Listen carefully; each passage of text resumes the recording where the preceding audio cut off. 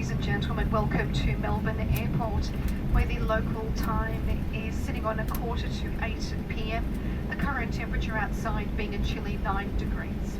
For your safety and that of the guests seated around you, please remain seated with your seatbelt fastened until we arrive at our gate and the captain turns off the seatbelt signs above.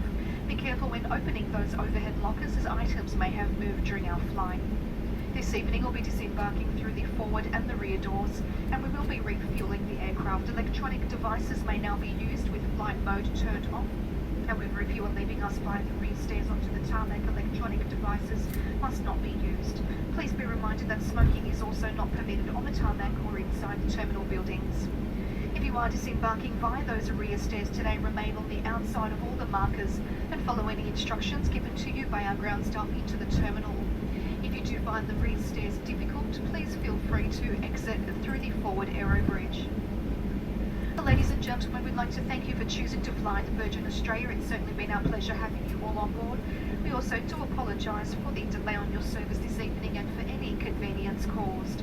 On behalf of all your crew, we wish you either a welcome home here to Melbourne, a safe onward journey, or a pleasant stay ahead. Thank you and good evening.